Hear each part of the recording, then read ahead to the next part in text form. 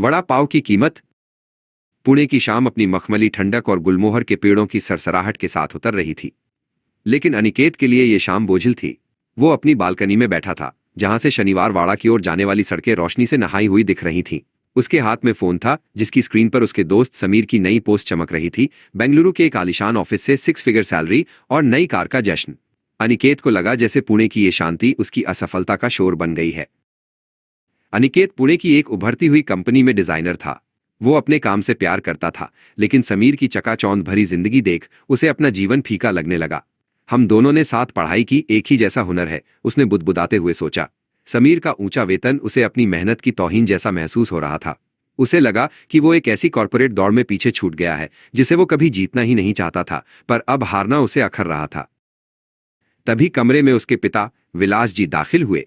उनकी अनुभवी आंखों ने अनिकेत के चेहरे की सिकन और फोन की चमक के बीच का रिश्ता तुरंत समझ लिया। उन्होंने बिना कुछ कहे अनिकेत के कंधे पर हाथ रखा। बेटा, कभी कभी हम दूसरों के मील के पत्थर गिनने में इतने मसरूफ हो जाते हैं कि अपना रास्ता भूल जाते हैं, उन्होंने धीमे स्वर में कहा। अनिकेत ने अपनी तुलना का सारा बोझ शब्दों में उतार दिया, समीर की तरक्की और अपना छोटा वेतन।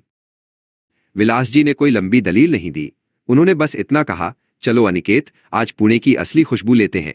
मुझे बहुत जोर की भूख लगी है और जोशी काका के वड़ा पाव से बेहतर कुछ नहीं हो सकता। अनिकेत का मन नहीं था, पर पिता का आग्रह वो टाल नहीं सका। वे दोनों पुराने शहर की तंग लेकिन जीवंत गलियों की ओर निकल पड़े, जहां हर नुक्कड़ पर एक पुरानी संस्कृति बसती थी। वे जोशी वड़ा पाव की उस मशहूर दुकान पर पहुंचे जहां लोगों का तांता लगा था। हवा में बेसन के घोल और सरसों के तड़के की महक घुली हुई थी। विलास जी बड़ी उत्सुकता से कढ़ाई में छनते हुए सुनहरे वड़ों को देख रहे थे।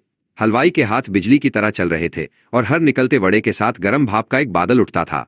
अनिकेत भीड़ को देख अपनी परेशानी कुछ पल के लिए भूल गया। विलास जी ने 2 प्लेट वड़ा पाव लिए और 1 प्लेट अनिकेत की ओर बढ़ाई। जैसे ही अनिकेत ने उस कुरकुरे वड़े का पहला निवाला लिया, लहसुन की तीखी चटनी और आलू के मसाले का अद्भुत स्वाद उसके तालू से टकराया। उस एक पल के लिए समीर, बेंगलुरु और सैलरी सब गायब हो गए। वो स्वाद केवल पेट नहीं भर रहा था, बल्कि उसे पुणे के अपनेपन का एहसास करा रहा था। वड़ा पाव का आनंद लेते हुए विलास जी ने अचानक पूछा, अनिकेत, इस वड़ा पाव की कीमत क्या है? अनिकेत ने जवाब दिया, 20 रुपए बाबा। यहाँ सालों से यही दाम है। विलास जी ने सिर हिलाया और बोले, यही वड़ा पाव अगर तुम शहर के किसी बड़े होटल में खाओ तो 50 रुपए का होगा, और अगर तुम इसे किसी इंटरनेशनल एयरपोर्ट पर लो तो शायद 120 रुपए देने पड़े।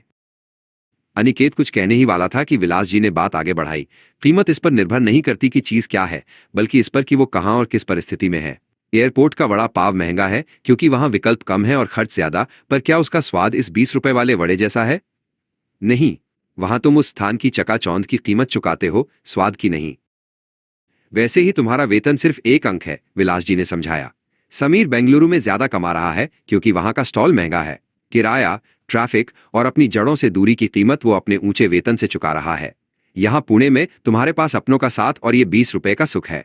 जीवन की वैल्यू केवल बैंक बैलेंस से नहीं, बल्कि मानसिक शांति और संतुष्टि से मापी जाती है। अनिकेत को अब अपनी जिंदगी छोटी नहीं लग रही थी। उसने महसूस किया कि वो पुणे के इस सुकून भरे माहौल में एक ऐसी जिंदगी जी रहा है जिसकी कीमत रुपयों में नहीं आंकी जा सकती। उसने मुस्कुराकर विलास जी का हाथ पकड़ा। समझ गया बाबा, मेरी कीमत भी जगह और जरूरत के हिसाब से है और मुझे अपनी इस सादगी पर नाज है। दोनों हंसते हुए घर की ओर चल दिए।